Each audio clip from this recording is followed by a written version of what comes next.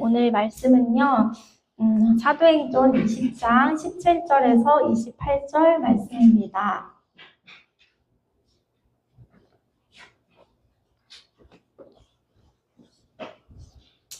사도행전 20장 17절에서 28절 말씀 한 절씩 교독하도록 하겠습니다.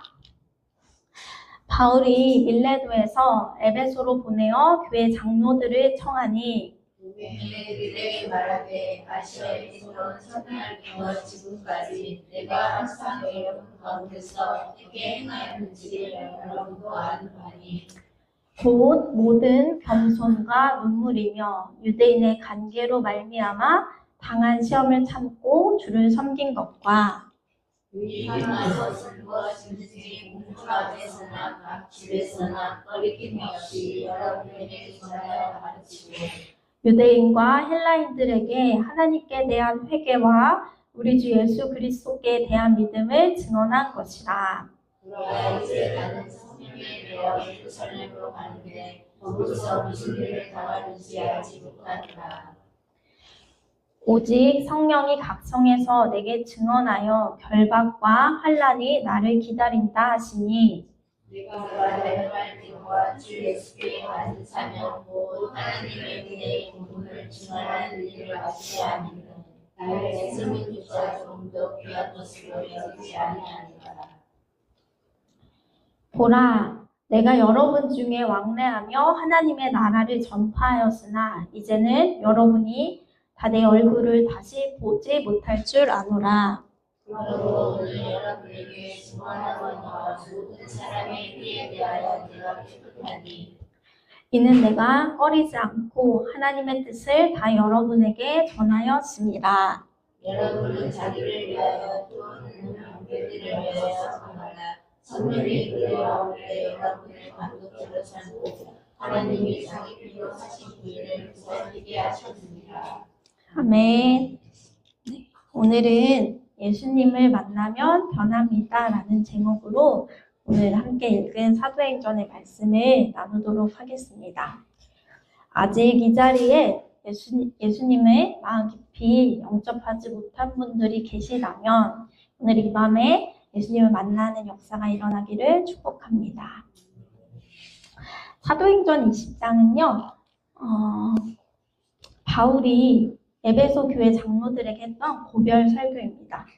고별 설교는요, 헤어질 때, 이제 만날 수 없을 때 마지막으로 하는 설교를 말하죠. 여러분, 우리가 죽음의 순간에 마지막으로 가족들에게 말할 수 있는 시간이 주어진다면 여러분은 어떤 이야기를 하실 겁니까? 너무 빨리 나왔네요.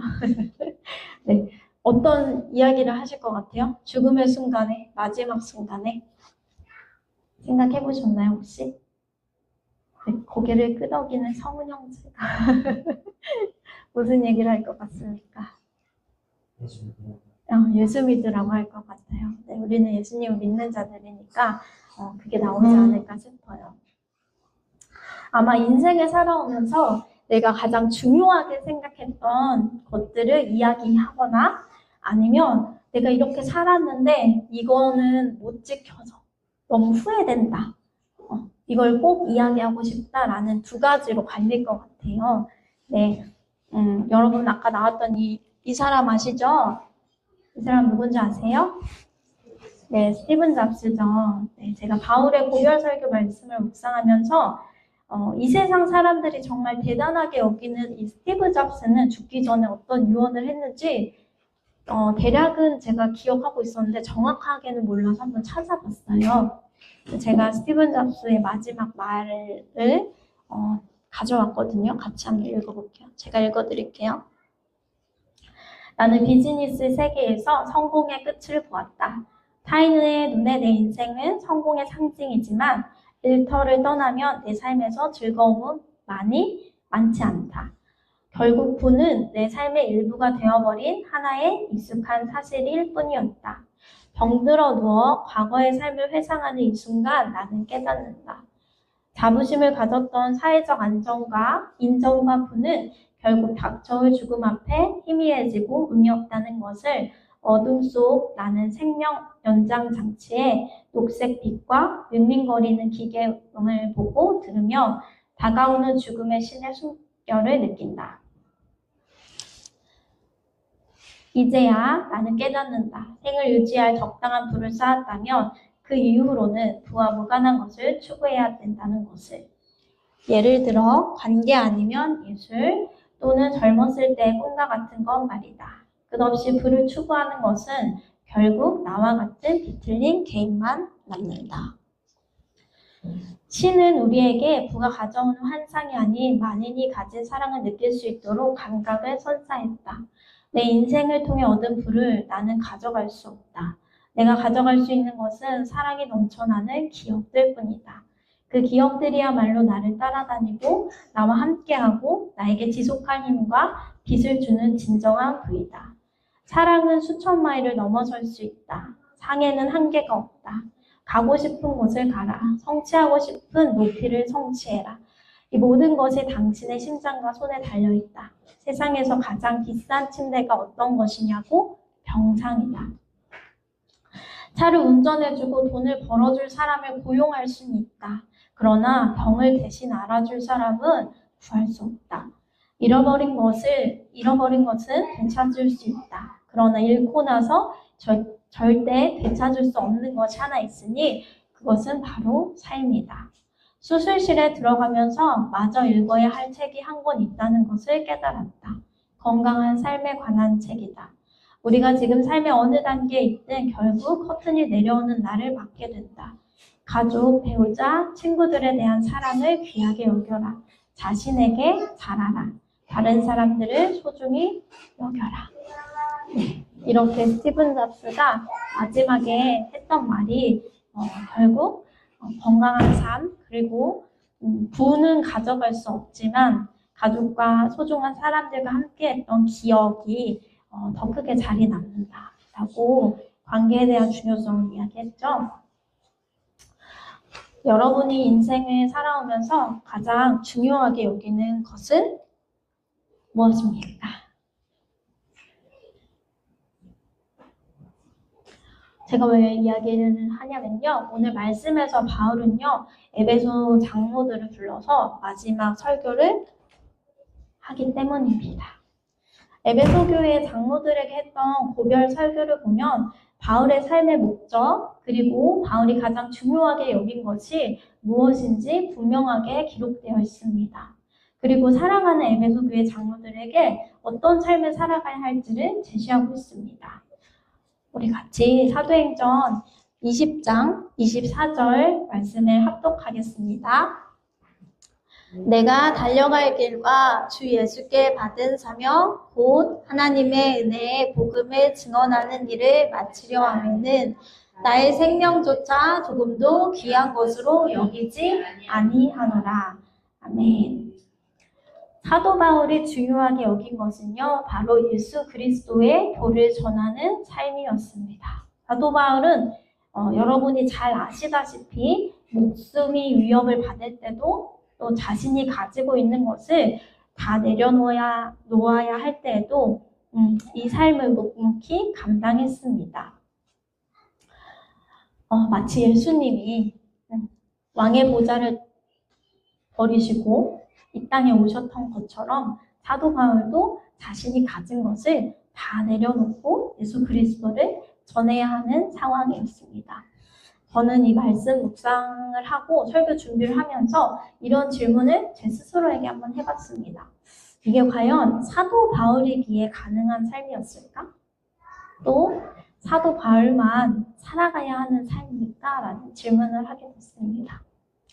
성령 충만함을 받은 제자들과 목숨을 내놓고 복음을 전하는 삶은 사도 바울에게만, 그들에게만 필요한 삶이었을까? 라는 질문을 하게 되자 결론은 아니다라는 결론이 나왔습니다. 그럼 나는 지금 하나님 앞에서 어떠한 삶을 살아가고 있는가? 라는 질문을 제 스스로에게 하게 되었습니다. 제가 말씀을 읽고 설교 준비를 하면서 이 질문을 저 자신에게 던졌던 것처럼 여러분도 오늘 말씀을 같이 들으면서 스스로에게 이 질문을 물어보았으면 좋겠습니다. 그리고 주님께서 여러분들에게 주시는 그 귀한 음성을 들을 수 있는 시간이 되기를 바랍니다. 사도 바울의 삶은요, 예수님의 증인이 된 후 고난과 핍박과 변론의 연속이었습니다. 가말리아의 문화생으로 본래부터 가지고 있던 지위와 역할을 누리는 삶이 아니라 예수님을 증거하기 위해서 내려놓는 삶을 살았습니다. 바울도 예수님을 만났지만 자신의 것을 내려놓는 삶이 쉽지는 않았을 것입니다. 그런데 사도 바울은 자신이 가진 것을 배설물로 여기는 그런 고백을 드리면서 주님 앞에 자신의 삶을 살아갑니다. 언제부터 우리가 아는 사도 바울이 그런 삶을 살았을까요? 언제부터 그런 삶을 살았죠, 여러분? 네, 예수님을 만난 후 사도 바울은 예수님처럼 살게 되었습니다. 예수님을 만나자 그의 삶은 바뀌었습니다. 이것이 오늘의 중심 메시지입니다. 예수님을 만나자 사도 바울은 예수님처럼 살았습니다. 말씀을 한번 보면요. 여기 PPT에 제가 못 넣어놨는데요. 사도행전 8장 1절을 보면요. 사울은요, 스데반이 죽임당한 것을 마땅하게 여겼다라고 기록되어 있습니다. 그리고 사도행전 8장 3절에서는요, 사울은 교회를 없애려고 날뛰었다. 그는 집집마다 찾아 들어가서 남자나 여자나 가리지 않고 끌어내서 감옥에 넘겼다라고 기록되어 있어요. 그러니까 사울은요, 바울이 되기 전에도 굉장히 자신의 일에 열정적이고 충성스러운 사람이었어요. 그러니까 교회를 없애려고 날뛰었습니다. 집집마다 찾아 들어가서 남자나 여자나 가리지 않고 감옥에 넘겼어요. 왜 그런 삶을 살았을까요? 예수님이 하나님이라는 것, 하나님의 아들이라는 것을 인정할 수가 없었기 때문입니다. 그런데 사울의 인생에 역사적인 순간이 다가오게 되죠. 바로 다마스쿠스에 가는 길에서 그는 예수님을 만났습니다. PPT가 안 맞네요. 네, 제가 들려드릴게요. 사도행전 9장 1절에서 6절 내용은 어떤 내용이냐면 다마스쿠스에 가는 길에서 예수님을 만나는 그런 장면입니다. 사울은 이때도 예수님을 믿는 여자건 남자건 상관하지 않고 닥치는 대로 묶어서 예루살렘으로 끌고 오려고 다마스쿠스 지역으로 출발합니다. 그런데 갑자기 한 줄기의 빛이 그를 둘러 비추었습니다. 사울은 이때 예수님의 음성을 듣게 되죠. 사울이 그토록 핍박하던 사람들이 믿던 예수님이었습니다. 사울이 이때 어땠을까요, 여러분? 한번 상상을 해보세요. 예수님의 음성이 들렸습니다. 뭐라고? 예수님이라고? 반문할 시간도 없이 사울은요, 소리는 들을 수 있었지만 눈이 보이지 않기 시작했습니다. 그래서 사흘 동안 앞을 보지 못하는 상태에서 먹지도 않고 마시지도 않았다고 성경에 기록되어 있습니다. 이 사흘이라는 시간 동안 사울은 무슨 생각을 했을까요? 사울 앞에 있는 거는 암흑이었습니다. 이제까지 자신이 옳다고 주장하며 살았던 삶을 정리하고 아마 내려놓는 시간이 이 사흘 동안 이루어지지 않았을까 싶습니다. 마치 십자가에서 죽으시고 다시 부활하는 데 걸렸던 시간이 사흘이죠. 3일. 그 시간처럼 바울에게도 사흘의 시간이 주어졌습니다. 하나님께서는 이 다음 스텝을 사울에게도 얘기해 주셨고 또 아나니아에게도 말씀해 주셨습니다. 이미 성 안으로 들어가서 내가 내게 해야 할 일을 알려줄 사람이 있으니 그를 만나라고 하셨기에 사울은 들었음에도 고민했을 것입니다. 이 사흘의 시간 동안 사울은 예수님을 부인하고 믿는 자들을 핍박하던 자신의 삶을 아마 장사 보내지 않을까라는 생각을 했습니다. 예수님은 다마스쿠스의 아나니아라는 제자에게 가서 사울이라는 사람을 찾아 기도해 주어라 라고 말씀하셨고, 아나니아는 그래서 어떻게 묻죠?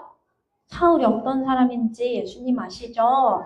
네, 예수 믿는 사람을 닥치는 대로 자꾸 죽이는 일을 하고 있었던 그 사람을 제가 가서 기도를 해주라고요? 이렇게 반문을 하죠. 그런데 하나님께서 가라고 말씀하셔서 아나니아는 순종해서 사울이 있는 곳에 가게 됩니다. 사실 아나니아의 순종도 어떻게 보면 대단한 거예요.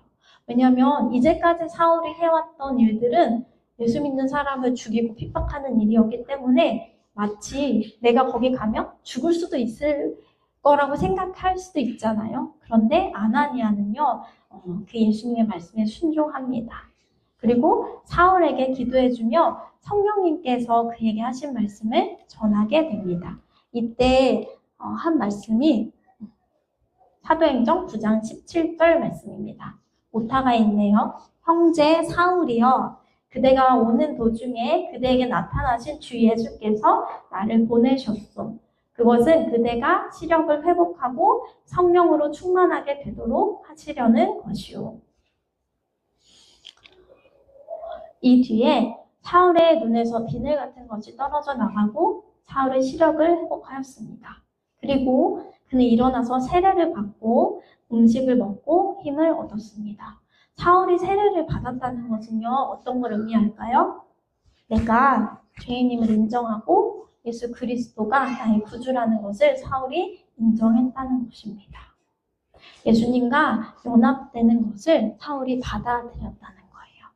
그리고 사울은 음식을 먹고 힘을 얻었습니다. 사울은 며칠 동안 다마스쿠스에 있는 제자들과 함께 지냈고, 그런 다음에 그는 곧 여러 회당에서 예수가 하나님의 아들이심을 선포하였습니다. 여러분, 성경에서 굉장히 짧게 한 절 차이로 사울의 이런 변화된 모습이 담담하게 써져 있잖아요. 근데 사실 이거는 굉장한 일이거든요.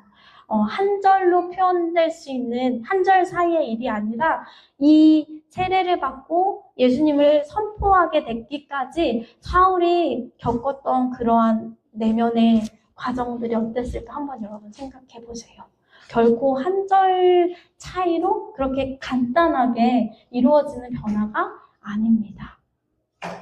그렇지만 사울은 예수님을 믿는 자들을 핍박하던 사울은요, 예수님을 만나자 180도 변했습니다.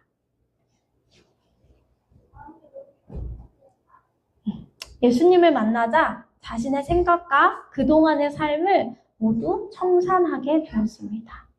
예수님을 만나면 이렇게 사람은 변하게 되어 있습니다. 왜냐하면 사도 바울의 삶에 찾아오신 예수님은 충분히 그럴 만한 능력이 있으신 분이기 때문입니다. 솔직히 사도 바울이 예수님을 만나는 과정이 굉장히 극적이죠. 빛이 임해서 눈이 안 보이고 귀로는 음성이 들리고 성령을 받아서 눈이 떠지고 이러한 것들은 우리 삶에서 흔히 볼 수 없는 일이긴 합니다. 이렇게 예수님을 만나신 분 혹시 계신가요? 네, 없으시죠? 그렇지만 우리는 우리 각자에게 부어주신 하나님의 은혜대로 예수님을 만나게 된 사람들입니다. 지금 이 시간 여러분이 내가 예수님을 처음 만난 그때를 한번 생각해 보셨으면 좋겠습니다.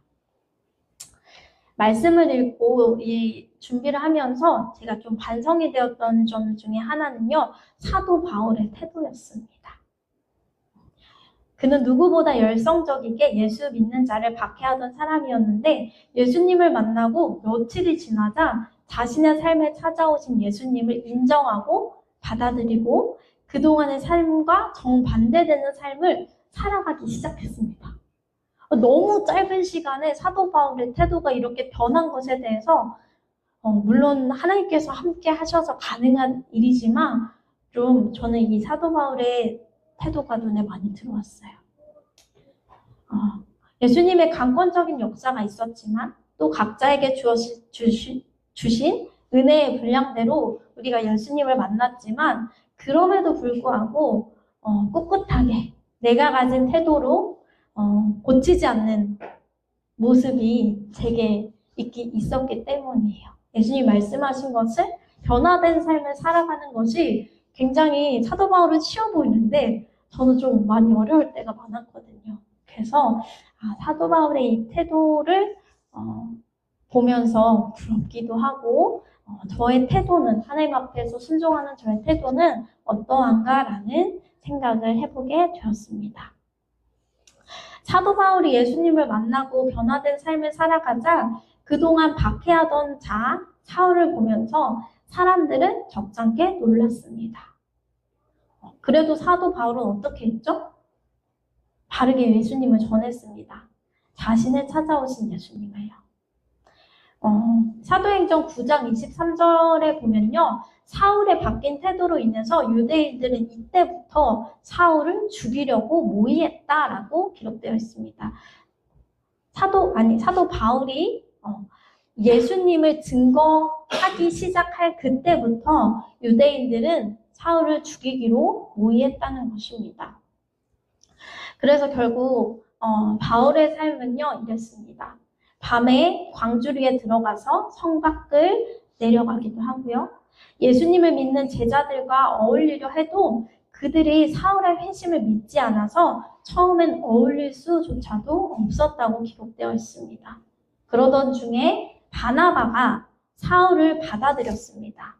바나바를 시작으로 다른 제자들도 사울을 두려워하지 않고 사울과 함께 예수님을 전하는 사역을 하기 시작했습니다. 사울은 자신이 어디를 가든지 예수님께서 자신을 만나신 일, 복음을 전했습니다. 사도행전을 잘 살펴보면요. 성령께서 말씀하시되 성령님께서 말씀하셨다라는 표현들이 굉장히 많이 나오고요. 그런데 성령님께서 말씀하시면은 사도 바울이건 베드로건 제자들은 순종해서 그곳에 갔습니다. 가서 말씀을 전했습니다. 유대인의 회당에 들어가서 변론하고 증명하는 일들을 수없이 하면서 복음을 전했습니다. 사실 유대인의 회당에 들어가서 변론하는 것은요, 죽으러 가는 걸 수도 있어요.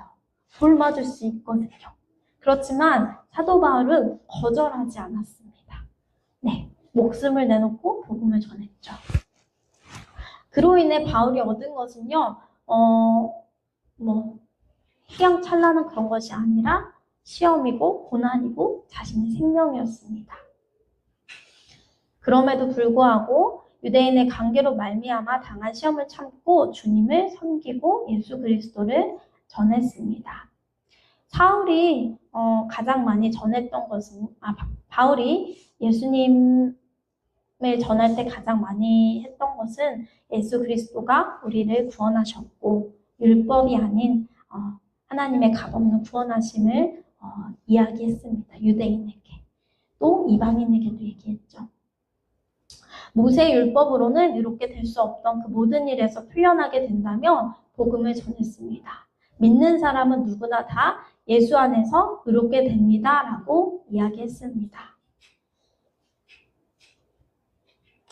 그렇게 자신의 일생을 예수 그리스도의 복음을 전하는 데 집중한 사도 바울이 오늘 로마로 향하기 전에 에베소 장로들에게 자신이 가장 중요하게 여기는 것을 전하고 있습니다.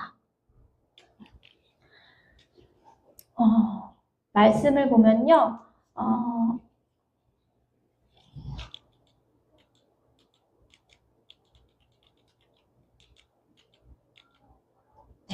28절 말씀을 보면요. 자기를 위하여 또는 온 양떼를 위하여 삼가라. 성령이 그들 가운데 여러분을 감독자로 삼고 하나님이 자기 피로 사신 교회를 보살피게 하였느니라 라고 말씀하십니다. 이걸 좀 풀어서 설명하면요. 자기 자신을 잘 살피라고 먼저 얘기했습니다. 왜냐하면 나 자신이 하나님 앞에서 서지 않으면 다른 사람을 세울 수 없기 때문입니다. 자기 자신을 잘 살피고 양떼를 잘 보살펴라. 내가 떠난 뒤에 사나운 이리들이 양떼를 마구 헤아려고 할 테니 깨어 기도하라고 사도 바울은 이야기합니다. 그러면서 자신이 밤낮 쉬지 않고 눈물로 훈계한 것을 기억하라고 말합니다. 내가 본을 보인 것 같이 여러분도 약한 사람을 도와주고 주는 삶을 살아가라고 말한 것이 사도 바울이 고별 설교 중에 한 메시지입니다. 바울의 마지막 메시지는 예수 그리스도께서 내게 주신 구원의 은혜를 기억하고 내 자신을 복음 안에 잘 살피고 예수님께서 핏값으로 사신 양들, 교회를 잘 다스리라는 것이었습니다. 그리고 그들은 바울이 전하는 마지막 메시지를 듣고 배웅하며 옥노아 울었습니다. 오늘 사도 바울의 삶과 마지막에 사도 바울이 한 이 메시지를 들으면서 여러분은 어떤 생각을 하셨나요? 말씀을 듣고 우리가 한번 생각해 보아야 할 세 가지를 제가 질문으로 준비해 봤습니다.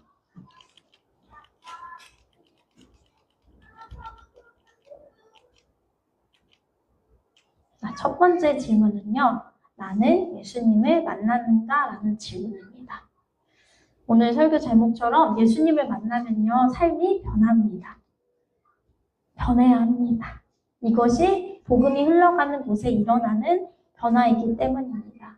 드라마틱한 변화가 아니라 더딘 변화라도 내게 복음을 통해 예수 그리스도를 바로 알고 나의 삶의 우선순위가 바로 세워지는 변화가 일어났는지 스스로 예수님 앞에서 점검해 보시기 바랍니다. 복음의 열매가 지금 내 안에서 어떻게 맺어지고 있는지 한번 생각해 보세요. 두 번째는요, 나에게 복음의 열매가 맺어지고 있다면 앞으로 나는 예수 그리스도 안에서 어떻게 살아갈 것인가? 라는 질문입니다. 2024년 1월이 시작된 지가 얼마 된 것 같지 않은데 11월이죠, 여러분. 네, 24년도 이제 2달이 채 남지 않았습니다. 다가오는 2025년에는요, 주님 앞에서 어떻게 살아갈 것인지 지금부터 고민하고 기도하며 이 질문에 대한 답을 한번 찾아보셨으면 좋겠습니다. 사도행전 9장 24절 말씀처럼 나의 달려갈 길을 올바로 깨닫고 거기에 집중된 삶을 살아가고 있는가? 말씀의 절수가 10장 24절인 것 같네요. 아니면 여전히 세상적인 눈으로 삶을 바라보며 나의 것에 집중하고 살아가고 있는가 살펴보길 원합니다. 제가 한 가지 글을 읽어드릴게요. 한번 삶의 목적에 대해서 생각해 볼 수 있는 글이어서 제가 읽어드릴게요.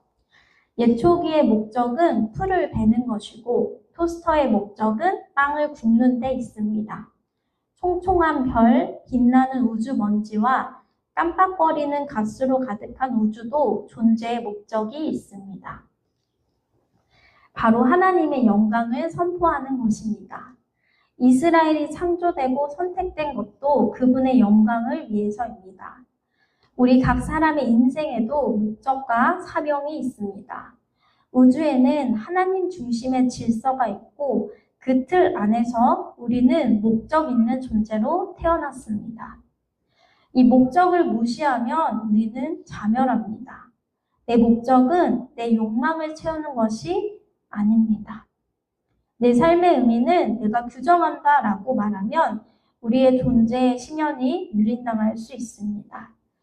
하나님은 그분의 영광을 위해 우리를 지으셨습니다. 하나님을 영화롭게 하고 즐거워할 때 우리는 본분에 충실한 인간이 됩니다. 자화자찬은 미련한 바보가 되는 것입니다. 삶이란 자기중심적 꿈을 철석같이 믿어 현실을 내 소원에 끼워 맞추는 것이 아닙니다. 예수님이 주신 사명대로 사람들을 제자 삼으려면 어떻게 해야 합니까? 그리스도 안에서 세상을 창조하셨고 다스리시고 구속하신 하나님을 알고 사랑하며 즐거워하며 그분께 순종하도록 사람들을 초대해야 합니다. 하나님의 목적대로 살아갈 때 우리는 가장 풍성한 관계를 누리게 됩니다. 창조 질서에 맞는 삶으로 창조주를 영화롭게 할 때 우리의 존재는 상상을 초월하는 깊고 풍성한 의미를 얻습니다. 하나님 앞에 여러분들의 삶의 목적을 물어보고 또 이루어가는 시간이 되기를 바랍니다. 마지막 질문은요. 내가 복음을 전할 곳은 어디인가? 라는 질문입니다. 또 누구인가? 사도 바울이 자신이 있는 곳에서 바로 먼 곳에서부터 가서 사역하지 않았습니다. 하나님 명하신 곳, 또 자신이 있는 곳 근처에서 예수님을 전했습니다. 예수 그리스도를 믿지 않는 자들 앞에서 변론하는 것이 그의 주된 사역 중 하나였습니다. 이 모습을 보면요. 우리 주변에 믿지 않는 사람들이 많이 있죠. 또 복음을 오해하고 있는 가족들도 있습니다. 친구와 이웃들도 넘쳐나죠. 그런데 우리는 별 자각 없이 복음을 전하는 삶에 열정을 가지지 못하고 살아갑니다. 우리가 하는 일들, 이 세상에서 해야 될 기본적인 것에 우리의 시간과 마음과 생각을 많이 빼앗기고 살아갑니다. 이것은 예수 그리스도께서 주신 생명의 삶이 이 세상에서 이야기하는 가치보다 더 가치롭지 못함을 스스로 증명하는 것이 아닐까라는 생각을 해봤습니다. 우리에게 담대함이 부족하다면 주님께 복음을 전할 담대함을 주시기를 이 시간 이후로부터 함께 기도드리기 원합니다. 또 이런 경우도 있을 것 같아요. 복음을 삶으로 살아내지 못해서 상처를 준 가족이 주변에 있을 수 있습니다. 그렇다면 가족관계의 회복과 또 이들이 우리를 보고 복음을 올바로 받아들일 수 있도록 하나님께 기도드리고 예수 그리스도의 사랑을 보여줄 수 있는 사람들이 되길 원합니다.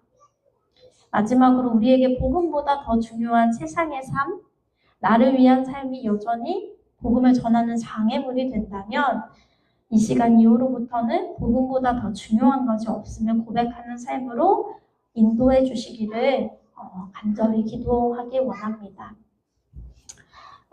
제가 사도행전을 이번에 같이 묵상하면서 다니엘 기도를 우리가 같이 드렸잖아요. 그런데 17일차 다니엘 기도회에서 북한 사람들의 탈북을 돕는 갈렙성 교회 김성훈 목사님의 간증을 듣게 되었어요. 이때 사도행전 묵상을 마지막 정도 하고 있었거든요.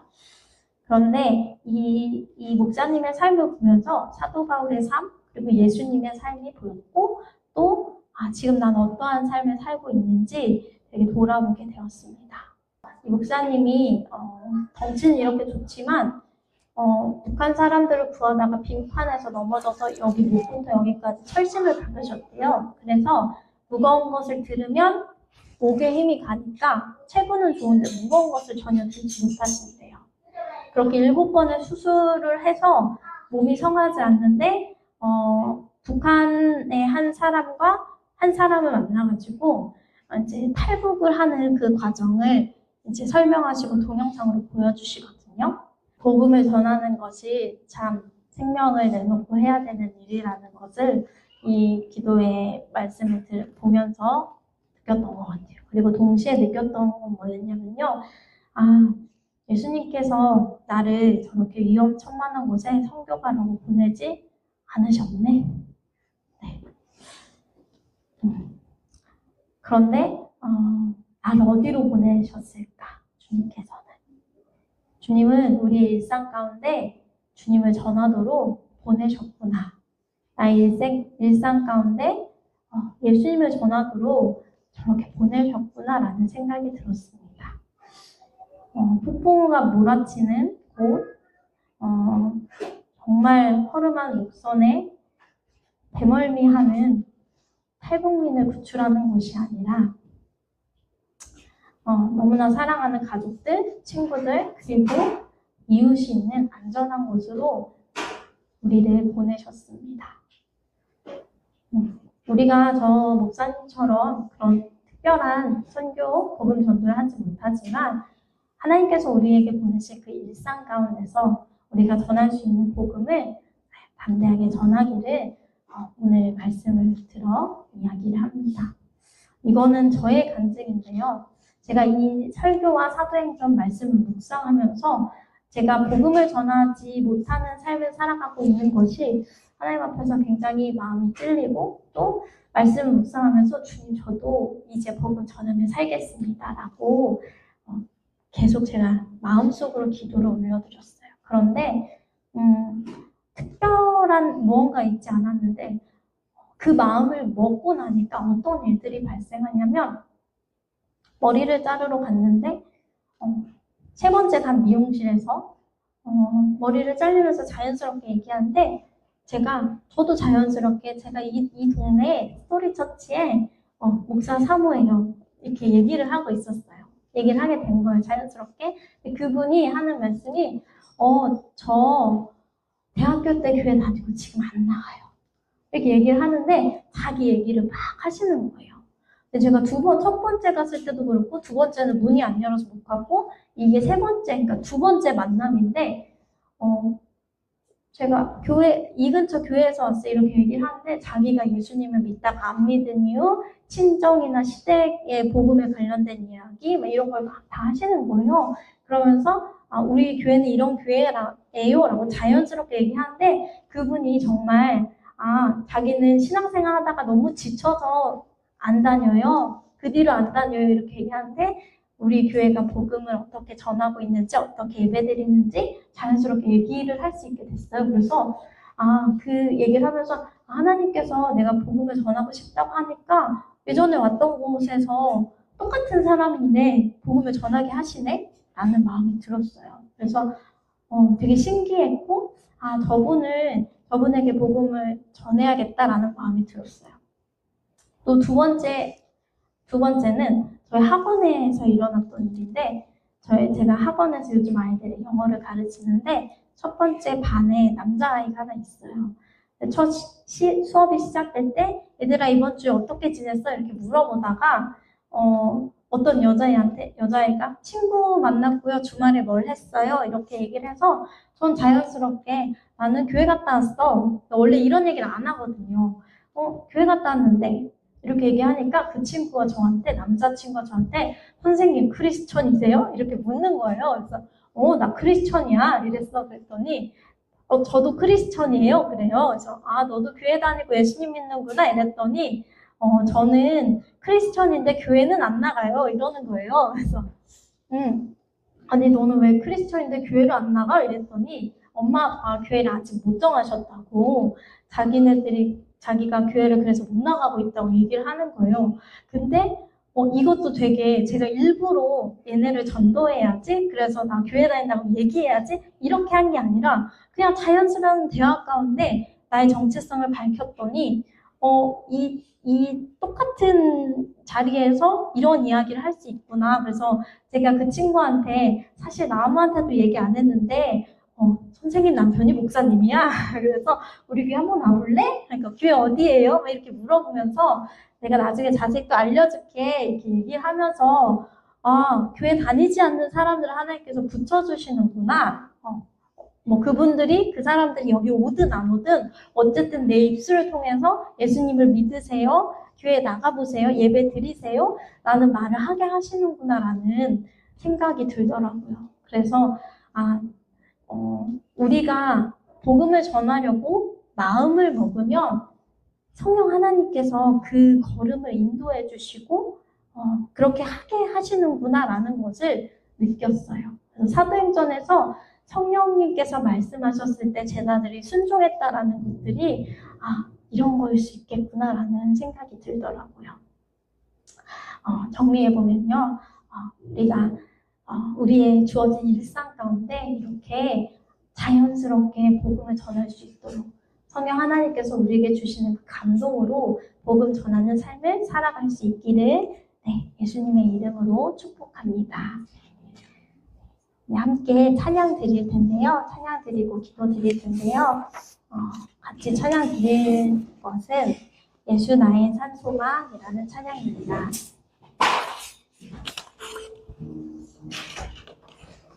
깊은 절망의 수렁 가운데서 주님께서는 우리가 주님께 닿을 수 없던 그 거리를 좁히셨습니다.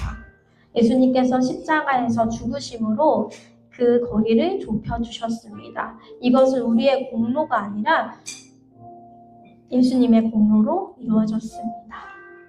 예수님께서 우리에게 주신 그 값없는 구원을 감사함으로 이 시간 다시 한번 찬양드리고 기도드리도록 하겠습니다.